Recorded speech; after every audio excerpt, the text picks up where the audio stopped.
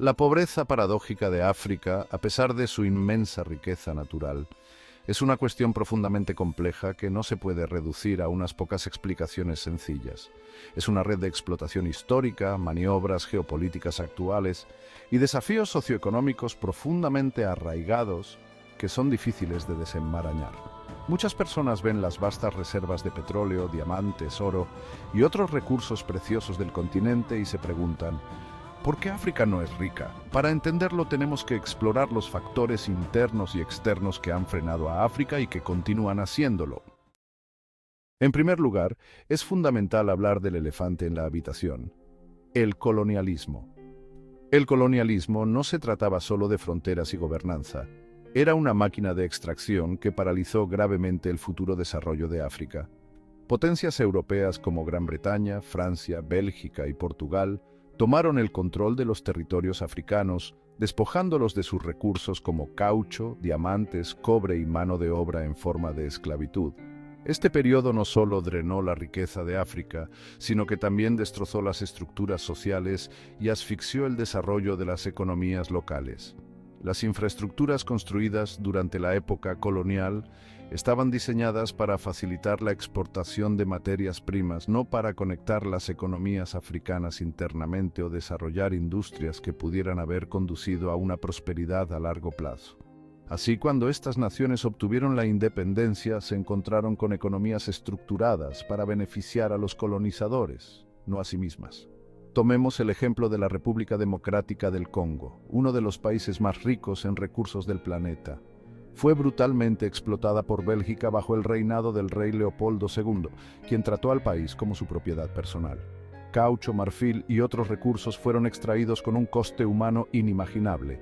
Cuando Bélgica finalmente concedió la independencia en 1960, el Congo se encontró con infraestructuras mínimas, instituciones débiles y profundas divisiones sociales. Este legado de saqueo y abandono continúa afectando al país hoy en día. Se podría pensar que después de obtener la independencia, las naciones africanas serían capaces de tomar las riendas de su propio destino, ¿verdad? Desafortunadamente no fue así. En cambio, la explotación se volvió más sutil y sofisticada. Las multinacionales occidentales, chinas y de otras potencias emergentes como la India continúan dominando las industrias clave de África. Cada año, estas empresas extraen miles de millones de dólares en petróleo, minerales y productos agrícolas de África, a menudo pagando muy poco a cambio. Esta riqueza se repatria a los accionistas de Londres, Nueva York o Pekín, mientras que los costes ambientales y sociales recaen sobre los africanos. China, por ejemplo, se ha convertido en el principal socio comercial e inversor de África. A través de iniciativas como la Nueva Ruta de la Seda, China ha invertido miles de millones de dólares en proyectos de infraestructura africanos, desde ferrocarriles hasta aeropuertos. Sin embargo, muchos de estos proyectos están financiados por préstamos que los países africanos apenas pueden permitirse pagar. Cuando estas deudas vencen, países como Zambia y Kenia se ven obligados a ceder el control de sus activos más preciados, como minas, puertos y centrales eléctricas, cayendo en lo que muchos expertos llaman una trampa de deuda. Los críticos argumentan que esto no es más que una nueva forma de colonialismo, en la que los países africanos se endeudan con potencias extranjeras a cambio de infraestructura muy necesaria. Pero China no es la única que juega a este juego. Las empresas occidentales continúan teniendo un fuerte control sobre los recursos de África. Tomemos el ejemplo del delta del Níger en Nigeria, donde la extracción de petróleo por parte de empresas como Shell y Chevron ha devastado el medio ambiente. Las comunidades locales se han beneficiado poco de los miles de millones generados por la producción de petróleo, mientras que sufren derrames de petróleo, contaminación del agua y la pérdida de sus medios de vida. Esto no es nada nuevo. Ha estado sucediendo durante décadas, con empresas multinacionales occidentales extrayendo la riqueza de África, ofreciendo poco a cambio. Las riquezas naturales de África a menudo resultan ser más una maldición que una bendición. El término maldición de los recursos se refiere a la paradoja de que los países ricos en recursos naturales tienden a tener un crecimiento económico más lento y peores resultados de desarrollo que los países con menos recursos. ¿Por qué? Porque la riqueza generada por estos recursos a menudo termina en manos de una pequeña élite corrupta, dejando a la mayoría de la población en la pobreza. En países como Nigeria, Angola y Guinea Ecuatorial, la riqueza petrolera ha llevado a una corrupción, clientelismo y mala gestión desenfrenadas. Los líderes utilizan las ganancias de la extracción de recursos para enriquecerse y mantenerse en el poder, a menudo a expensas de sus ciudadanos. La concentración de la riqueza en manos de unos pocos también alimenta los conflictos. La República Democrática del Congo, por ejemplo, se ha visto afectada por guerras civiles y disturbios durante décadas, en gran parte debido a la competencia por el control de la vasta riqueza mineral del país. Las milicias compiten por el control de minas lucrativas y las empresas extranjeras están más que dispuestas a llegar a acuerdos con señores de la guerra y funcionarios corruptos para tener en sus manos estos recursos. El resultado es un ciclo de violencia y pobreza que ha dejado millones de muertos y desplazados.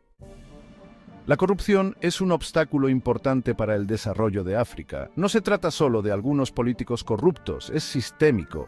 En muchos países, los fondos públicos son saqueados por funcionarios gubernamentales que utilizan su posición de poder para acumular fortunas personales. Esto socava la confianza pública, debilita las instituciones y desalienta la inversión extranjera.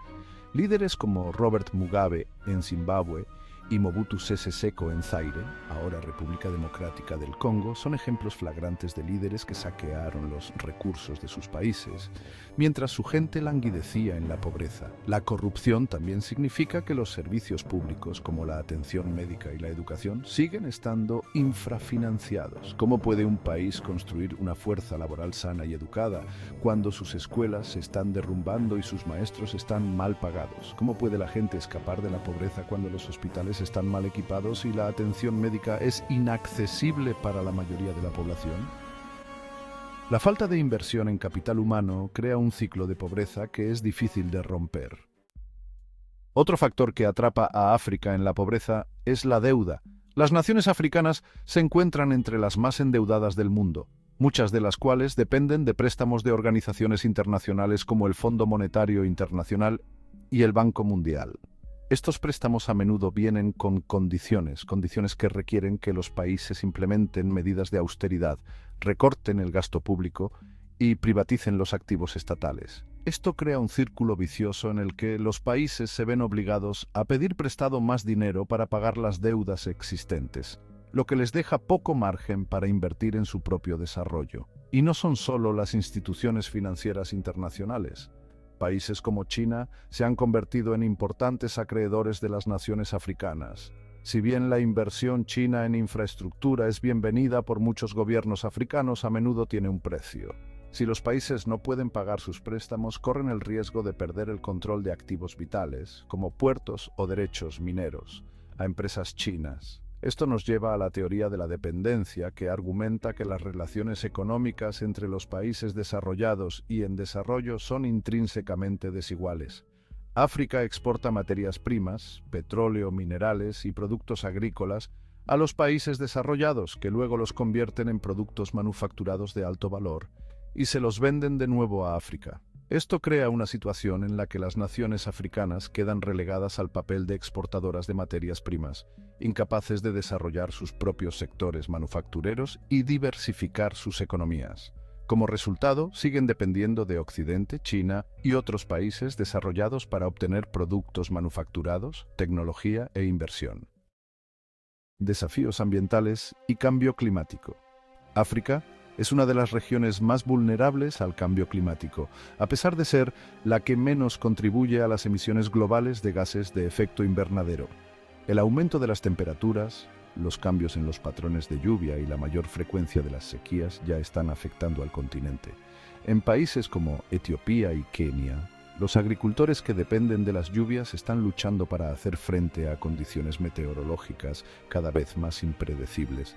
La desertificación está avanzando en el Sahel, desplazando a millones de personas y exacerbando la inseguridad alimentaria. Las inundaciones en países como Mozambique han causado una destrucción generalizada, empujando aún más a las poblaciones vulnerables a la pobreza.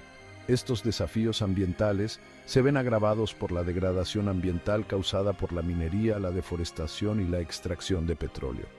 En países como Nigeria, los derrames de petróleo han contaminado ríos y tierras de cultivo, destruyendo los medios de vida y atrapando a la gente en la pobreza. La deforestación de la cuenca del Congo, hogar de la segunda selva tropical más grande del mundo, está contribuyendo al cambio climático global y amenazando los medios de vida de las comunidades indígenas que dependen del bosque para su supervivencia. La esperanza de un futuro mejor. A pesar de estos enormes desafíos, hay rayos de esperanza en todo el continente. Muchos países africanos están progresando en la mejora de la gobernanza, la reducción de la corrupción y la inversión en infraestructura y capital humano. Ruanda, por ejemplo, se considera una historia de éxito y su gobierno se centra en la innovación tecnológica y la educación. Ghana es otro país que ha logrado avances significativos en la reducción de la pobreza y la mejora de la estabilidad política. La joven población de África podría ser uno de sus mayores activos en los años venideros. Con la inversión adecuada en educación, atención médica e infraestructura, el continente podría aprovechar la energía y la creatividad de sus jóvenes para impulsar el crecimiento económico y la innovación. África también está empezando a mirar hacia adentro, con acuerdos comerciales intraafricanos como el Área de Libre Comercio Continental Africana, que ofrecen el potencial de aumentar el comercio entre las naciones africanas y reducir la dependencia de los mercados externos. Sin embargo, para que África realmente alcance su potencial, se necesitan reformas internas y una reestructuración de sus relaciones con el resto del mundo.